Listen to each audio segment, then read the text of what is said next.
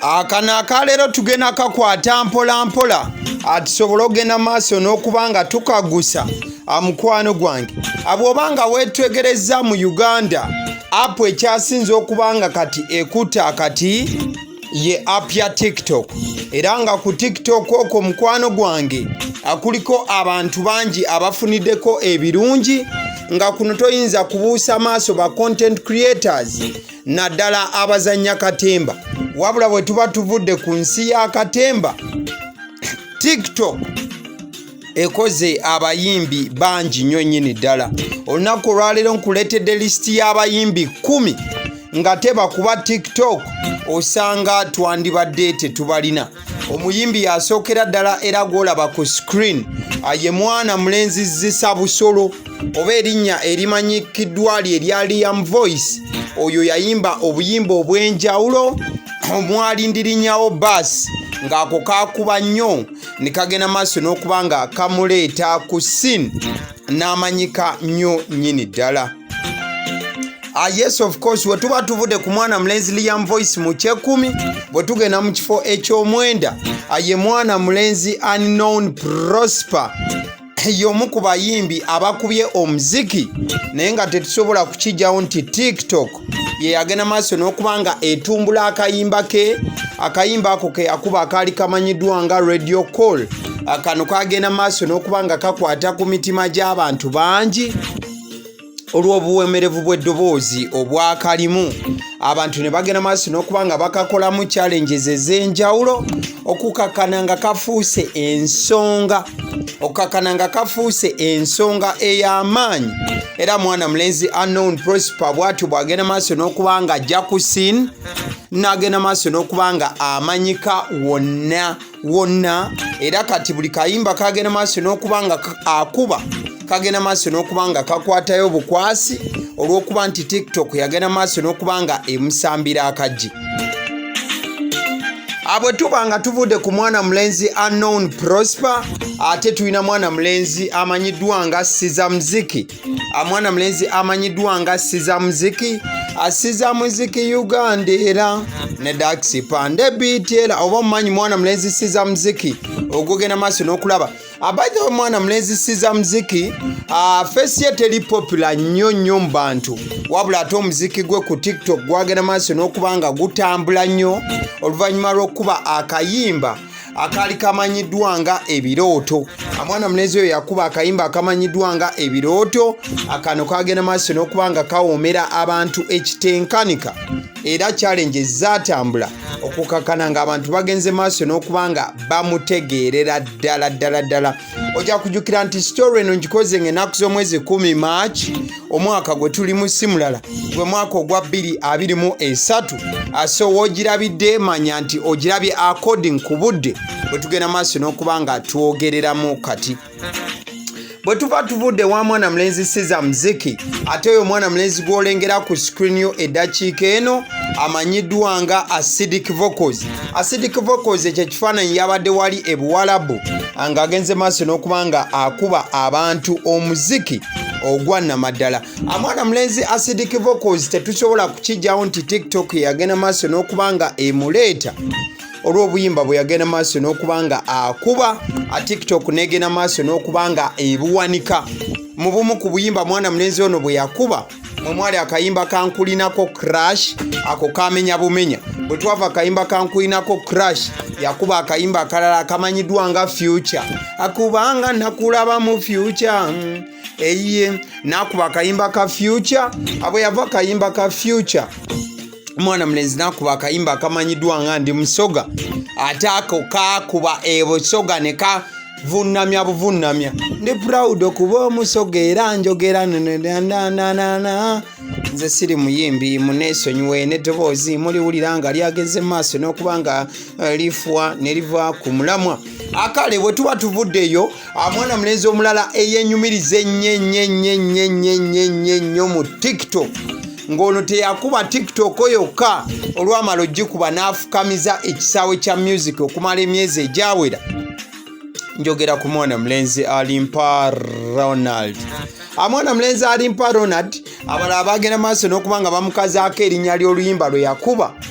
ne bamuyita lusuku lwa seminti ate abandi ne bamuyita Sindon naye yannyonnyola nti Sindon yali mukazi gwe yali agenda maaso n'okuba ng'ayimbako mu luyimba olwo era oluyimba lwafuuka ensonga eyannamaddala awo yagattako obuyimba obulala nga kabaka ntumye eno wammwe ate yakoma akayimba ka kabaka ntumye eno wammwe n'agenda maaso n'okuba akayimba ak'amazzi ga bowa ako kaleeta obuzibu bw'amaanyi nnyo nnyini ddala ne ba TV presenters abamu ne batandika omukuba musajja wattu wabula tetusobola kukijjawo nti no TikTok ye yaleeta mwana mulenzi ono alimpa Ronald so tuba tugenda maaso n'okuba nga tumuteeka mu kifo ekyo mukwano gwange anagambye wali mu kifo ekyakumi twabadde ne Liam Voice ekifo ekyazeeko ekyomwenda Unknown ekyomunaana Siza Muziki ekifo ekyomusanvu Acidic Vocals ate ekifo ekyomukaaga Ronald Alimpa mu kifo ekyokutaano mulimu mwana mulenzi Kididi ogogenda maaso n'okuba nga olaba ku screen yakuba akayimba kali kamanyiddwa nga Sente Nina njagala mukyala gwe njagala mukyala gwe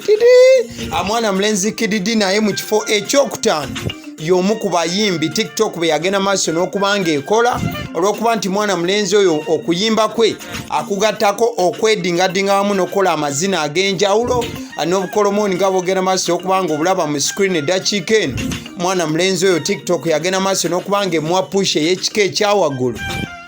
okukakana nga tuli naye era ng'ayingidde mu lubu lw'abeesiimi ntegeeza olubu lw'abayimbi abamanyikiddwa era abakuba omuziki gwabwe abantu ne bagenda maaso n'okuba nga baguwuliriza wano nawali so that is mwana mulenzi Kiddi mu kifo ekyokutaano bwe tuva ku kifo ekyokutaano atujja genda ku kifo ekyokuna mwana mulenzi gwogenda maaso n'okuba nga olaba ku screen amanyiddwa nga Tom D mwana mulenzi Tom D ku TikTok okono yasooka kuzannya buzannyo obwo abo skits bwe bagamba nga Tom D ayazannyanga n'oli omwana omulala